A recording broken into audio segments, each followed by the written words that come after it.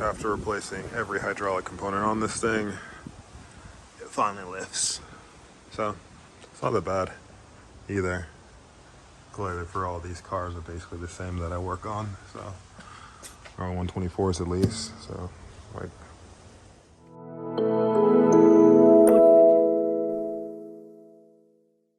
all right, part 2 of this nonsense. And yeah, so already took the wheels off. I'm gonna get started swapping the suspension that we changed all the bushings for. I changed all the bushings for. So yeah, this is completely disgusting. You can see, not disgusting, but this is just deteriorated. I'm gonna clean out this as well. Just take all the components off. So starting with the brakes, spring, shocks, control arms, the sway bars coming off. Got all new bushings for that. So this video is gonna consist of that, putting all the new suspension on it, on both sides. I might even swap the brakes. I'm gonna see if we can get some O-rings for the other ones that I have. If so, I'll swap them as well, and all the lines, swap those out. And I have the rear to do. I'm not sure if I'm gonna go, well, not sure. I actually don't know if they fit. The ML500, the 163 ones, the first gen, but the 500 ones and 55s, they had a Brembo rear caliper on them. So I was looking, I need to go to junkyard and swap one with a 124 or 210 or something to see if it'll work. But again, all polyurethane bushings, new bearings, everything's been painted, so yeah, looking spiffy. And all adjustable control arms and new sway bars. So yeah, first things first, going to start with the front suspension, taking off the brakes and pulling everything apart, and then probably just clean it up in the fender well. I got to throw the fiberglass 500 E500 fenders on this. Gonna miss this, but for the time being, gotcha. For the time being, yeah, I need the wider fenders on because I'm gonna put the other wheels back on. These were on it, not from the jump, but the rears weren't clearing and it was just rubbing all the time. So I'm getting new front tires and the wide fenders. So the wide fenders mainly just fix the issue. So yep, taking off the brakes.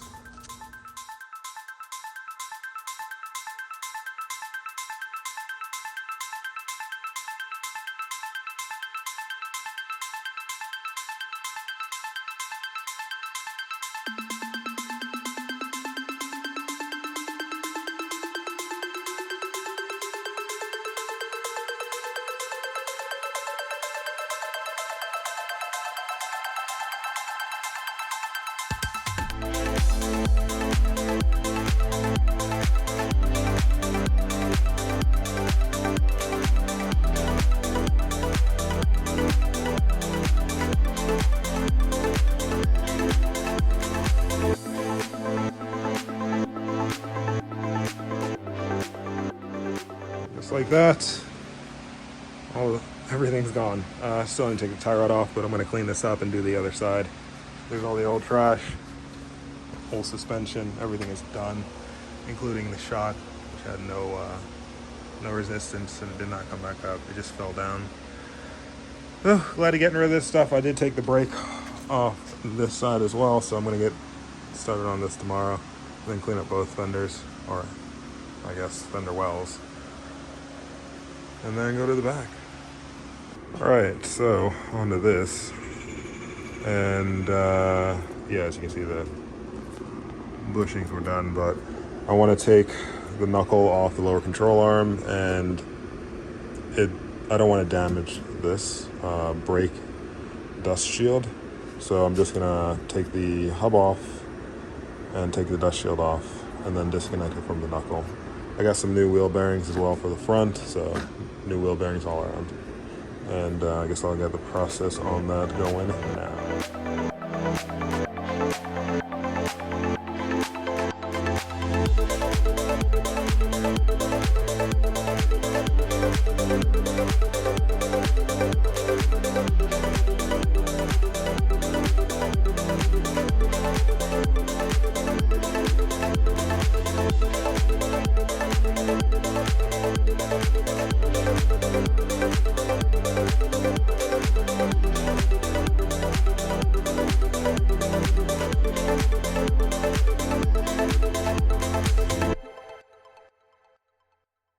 Okay, so got that apart.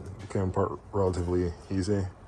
Gonna clean this up, separate these two, clean it up, and paint them both. Gotta change the bearings, which on the front are simple. You don't really have to, I don't know if you have to press it out or not. I'll see. There's seal in the back, bearing in the front, bearing in the middle-ish. And yeah. So, gotta do that. Clean this up as well, because it's crusty. And put everything back together with the new stuff, which is probably just that. All right, so I cleaned the spindles, and I don't know what this is, some steering component that bolts to it up, and I'm going to paint them. I did clean them off, and they look like nice, but they're gonna get rusty again. I'm not sure what material it is, maybe like cast iron or something. But yeah, where is that thing that I got? I was just shaking up a can, but I got a can of like Rust-Oleum primer, because this still does have surface rust on it. It's like minuscule, but I couldn't get all of it. Oh, great. And that rag that I used kind of sucks. Has a bunch of lint, so it is what it is. Whatever, you're not gonna see these things, but I'll clean the lint off and then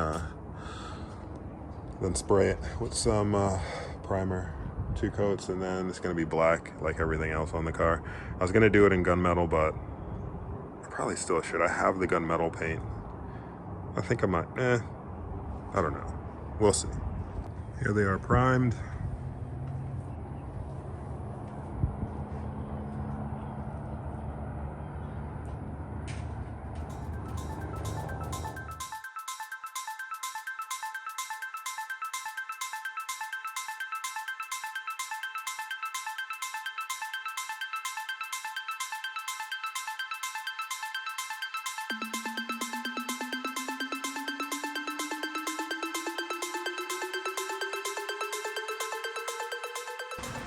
All right, so got the drag link and tie rods on, and the shock in. The shock was just disgusting on the other one. I'll actually show you guys that, but there's the new control arms, the new upper shock mount, which is from 129. Same thing on that side, polyurethane bushing. Those are TRW control arms. I don't remember the cost. I'm gonna put a cost on everything once I'm done with this video. But yeah, got the new stuff in. I still need an idler. I think the idler arm, I didn't get that, so I'm gonna get that. Hopefully get it done before, or get it in before I button up the whole suspension. But yeah, so far so good. Everything out, every single component on it was just trash. I threw away most of the other stuff, but as you can even see, the shock. God, I need 2 hands. But anyways, it makes this ridiculous noise, and it's very uneven going through its range of motion. All the tie rod ends, all the they weren't loose or anything, but all the boosts were ripped, and the control arm bushings were destroyed. Top mounts were messed up as well. Right now, I gotta still clean a couple of things off, but the OEM bellows for the shocks are being dried, and then I'm gonna put the shocks on and lower control arm. I can't get the, I guess these are the spindles, knuckles, whatever you want to call them. I ended up sanding them and, doing the whole jazz to them, so they have a couple hours before I can touch them. Or actually less than 1 now, and then I'll put those on and put the spring in and button everything back up. Still got to figure out how to get this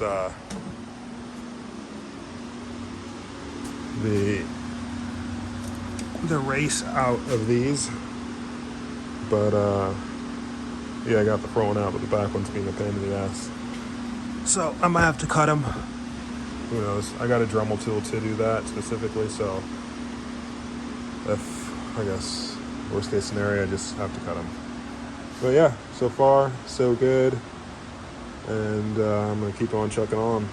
All right, didn't record anything because I don't know, I just didn't care to. But shocks in. I need to put the springs in still, clear the A-arms on and knuckles on. I'm going to have to get a boot that fits that. It's 129 tower, and I also need that there's like a metal thing that goes around it, like sideways. It's also on the verts, so I'll check. There's actually convertible and 129 that just rolled up in the salvage yard, so I'm gonna see if I can get at least the shock boot off of it, and the little things to cover the top. But yeah, overall not that bad. Still, again, springs gotta go on. Like I was saying, I don't know how this would work, but it's molded already to the other dust boot cover thing. So yeah, I don't know. Or maybe since this is aftermarket, it's just wrong. But I'm gonna check. The salvage yard's like an hour away from me, so that kind of sucks. But still got to paint those, but I got to get the race out of them first, and then put the whole hub back on and clean the brake. Well, I got to put the brake dust cover things on first too. Got a bunch of stuff to do still, but it looks pretty. All right, didn't record any of me doing anything, but I got the spring in, which is a pain in the ass, and I'm not sure how I hope I can get it back out, because I don't know if this spring compressor is proper, but I tried to take it off another car using that green 300 TE that I have, and I had to like cut a coil. It was really difficult, so I'm gonna hope this comes out. But yeah, springs in, 129 mounts on the top. Yeah, one spring on, got to do the other side. Unfortunately, I can't find my wheel bearings. I don't know where I might have put them, but they're not in the car and they're not in anything else. So probably gonna just order another set or look for a look again. But I got to get the wheel bearings before I put the I guess you call them, I don't know, wheel spindles. Or is this a spindle? I don't know, the wheel carrier bearing, I don't know. I think it goes on here. But yeah, I have to figure out where my bearings are. But I took those ramps up and it makes this working in here a lot nicer.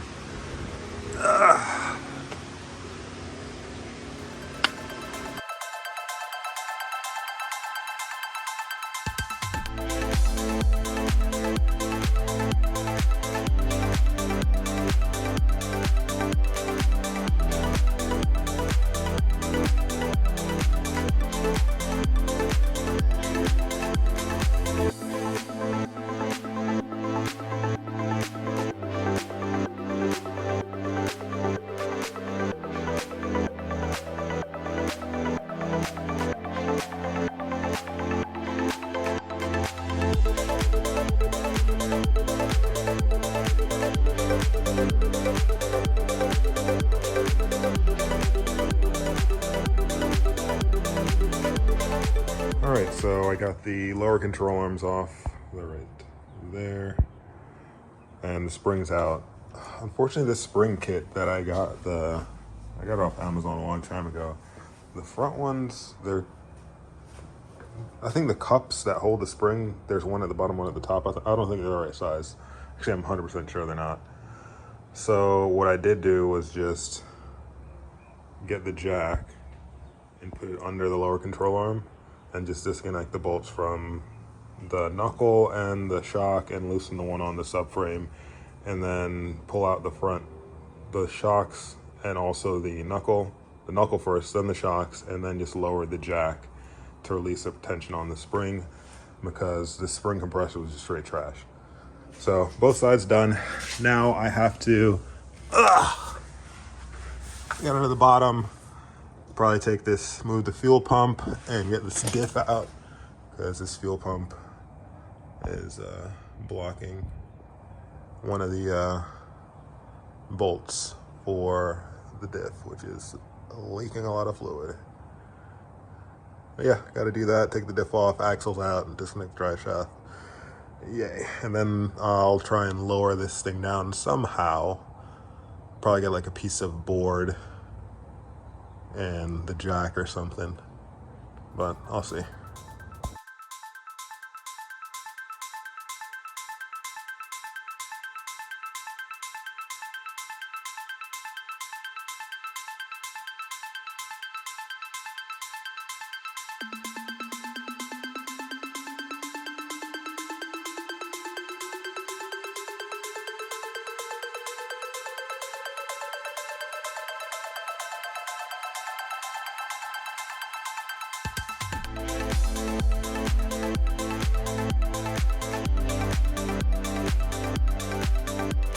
right, got it out. Well, not out, down. As you can see, the exhaust is hitting or is in the way, but I can't get it down because the exhaust is the jack on that side, or is resting, or the jack is like resting, pushing the exhaust against the car, and I couldn't get it out. So yeah, that's where it disconnects from. So I'm just gonna cut it off. I was planning on modifying the exhaust anyways because it hangs a little too low, so I had to change a couple of things. So I guess I'll just do that sooner than later. And I had a Sawzall, try to cut it with that, the blade that it had, but it was just trash, so I got this one because it said it's all right for stainless. Stainless is pretty tough, so yay.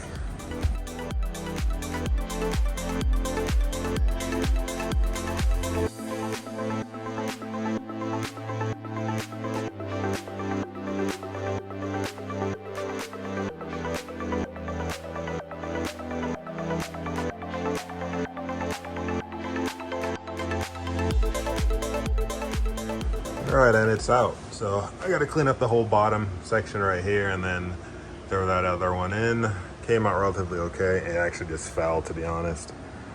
Kind of nubbed my hand, but didn't break the skin or anything, so I was all right. So yeah, just clean this up, clean up the shocks. They're not leaking or anything in these bottom joints. Seem all right. But yeah, it's pretty grimy under here, so I'm just gonna clean it up and then put this one in. That one, the old one, I need to swap like a bracket or something. I think this is for the fuel line to come through. This thing right here, so I gotta put it on the other one. I think it comes through here, wraps around here, or so. I don't know what the hell it's for, to be honest. I don't think that's for something, but whatever. I gotta swap that to the other one, and I think that's basically it. 2.65 ABS. Yay. All right. All right, and this is how it looks once cleaned up. A lot nicer. So some like smudges I gotta get off. I just sprayed it with a degreaser, rub it down a little, and pressure cleaned it. So it's not perfect, but a lot better than it was. And yeah, now I'm gonna throw the subframe back in. Here's a sway bar. It's not exactly the same. That one's a straight bar, and at the straight section, hold on, let me zoom in. So if you look, that's where it is, straight. This one has this curve to it. And right where the curve is where that little thing mounts. So it would mount sideways, which wouldn't work. So I'm gonna see if I can pivot that ball around to the other side. And yeah, hopefully it works. But yeah, I'm gonna throw this the subframe in. I actually gotta put the sway bar in first, but then throw the subframe, and yeah, all the links and everything else. It should go pretty quickly, and the diff. So yeah, so unfortunately the sway bar doesn't directly fit. It actually hits, there's a bracket that holds that on. It hits it, and I'm pretty sure it's gonna hit this as well, so I'm gonna have to try and bend that back or out of the way. These lines can easily be bent, that's not a big deal, but that bracket, I brought it over here. Gonna have to cut the whole top chunk out of it.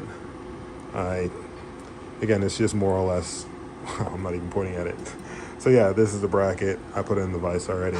So I'm gonna cut basically here and base all the way to the top. I might go a little lower too, and just leave this, I guess, section on this side so it holds it on, and hope for the best. But yeah, this doesn't have that much force applied to it. It's basically just the thing that holds the level sensor for the SLS. So shouldn't be that big of a deal, but I'll see. Right, so bad news. This is not going to work, but I think I can make it work. I have to bend this line out of the way so it can clear that. And there's two kinks in it, so this one gets further and closer to that. And it hits the little nitrogen reservoir thing. So yeah, it doesn't work. I'm gonna see if we could trim some material out of here. Clearly it's not a good idea. But I don't have other bushings, and I don't have another 20mm rear bar, so whatever. It's not ideal, but I'm just gonna grind it out and see what happens.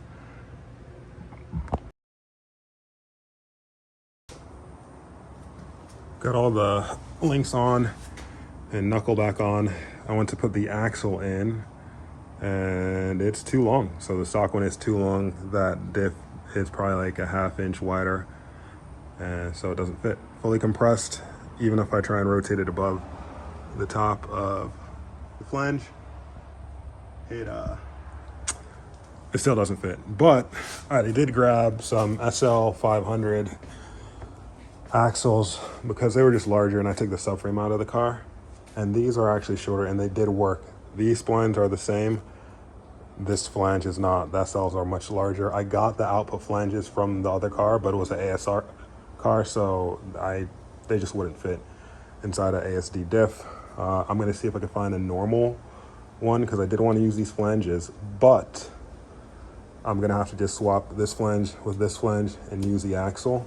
My whole goal is to use this flange and swap this to a 210 Wagon rear spline. I'm not sure if the sedans are the same, but the Wagon one, they have this, what is this? Whatever the spline is that goes inside of the carrier for the